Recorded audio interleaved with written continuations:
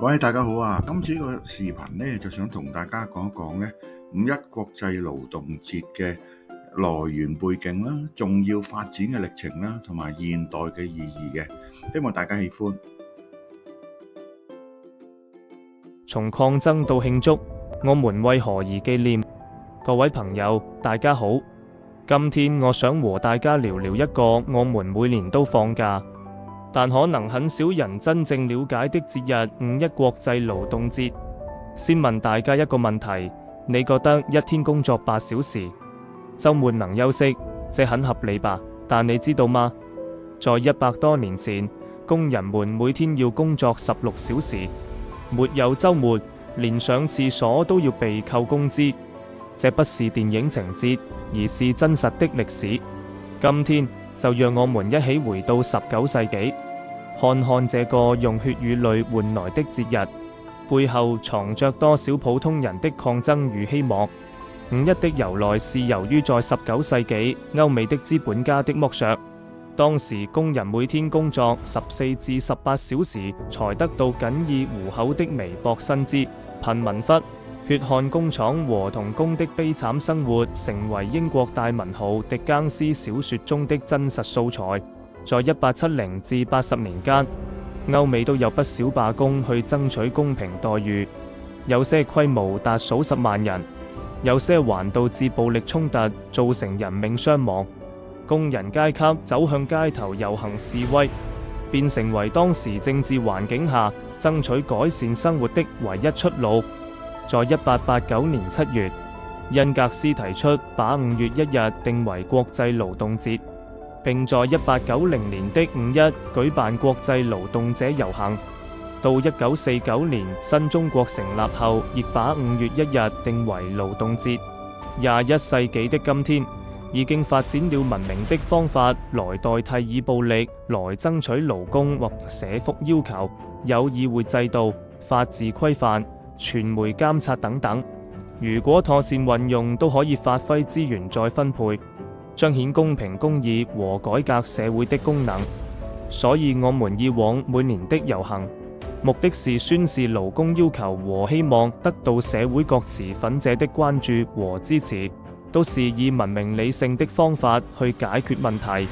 第一章一切從芝加哥的街頭開始。故事要從1886年5月1日說起。那天，美國芝加哥的35萬工人集體罷工，他們喊着一句口號：8小時工作，8小時休息，8小時屬於自己。聽起來很基本的要求，對吧？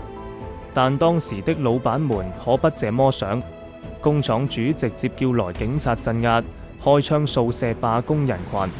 3天後，工人們在乾草市場廣場悼念死去的同伴。突然一顆炸彈在人群中爆炸，沒人知道是誰應的，但警察立刻把罪名扣在工人頭上，當場逮捕數百人，最後甚至搞死了4名工人領袖。這件事後來被稱為乾草市場慘案，但正是這場悲劇讓全世界工人意識到，不團結就永遠被壓榨。第二章，全球工人的覺醒時刻。時間來到1889年，歐洲各國的工人代表聚在巴黎開會，他們做了一個重大決定，把5月1日定為國際勞動節，紀念芝加哥工人的犧牲。從此，五一不再是某個城市的抗爭，而成了全球工人的共同語言。在俄國，列寧把五一節和革命綁在一起；在法國，工人們年年上街爭取福利；甚至在當時的中國，1920年北京、上海的工人也開始舉着勞工神聖的牌子遊行。要知道，那時候中國連工人權益這個詞都還沒普及呢。第3章，中國的五一故事。說到中國的勞動節，有2個關鍵年份不得不提。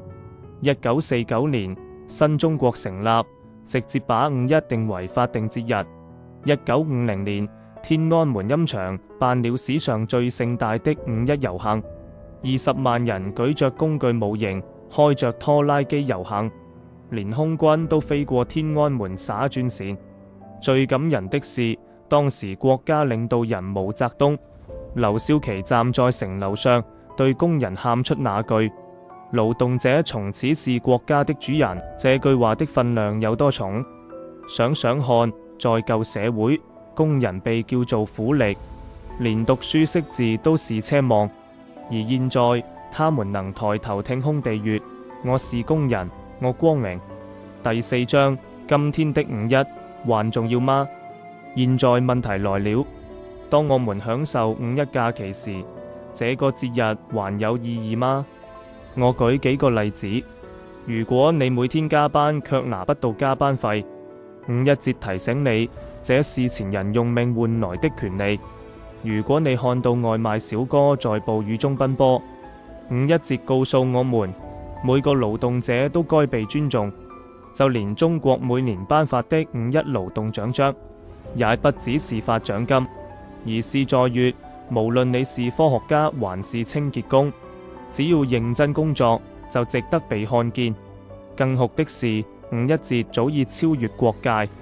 法國的工人今天可能在罷工爭取加薪，巴西的農民可能在抗議土地被強徵，而日本的上班族正趁黃金週陪家人你看。雖然方式不同，但全世界都在用行動回答一個問題，咁樣才能讓勞動者活得有尊嚴。結尾，未來的勞動者需要什麼？最後，我想分享一個畫面，在太空站裏，宇航員正用機械臂修理設備；在自動化工廠，工程師盯着屏幕監控 AI 機器人勞動的形式在變，但核心從未改變。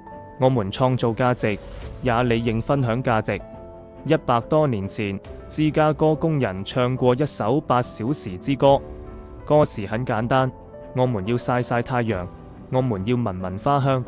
今天的我們或許不用再為8小時工作制流血，但依然要回答：當科技取代人力，我們如何避免越進步越疲憊？當貧富差距擴大，誰來為弱勢勞動者發聲？這就是五一勞動節留給每個時代的考題。所以朋友們，下次當你享受五一假期時，別忘了，這一天不只是休息，更是紀念。紀念那些為我們爭取尊嚴的先烈，也提醒我們，勞動者的權利永遠不能靠施捨，而是要親手去爭取、去守護。謝謝大家。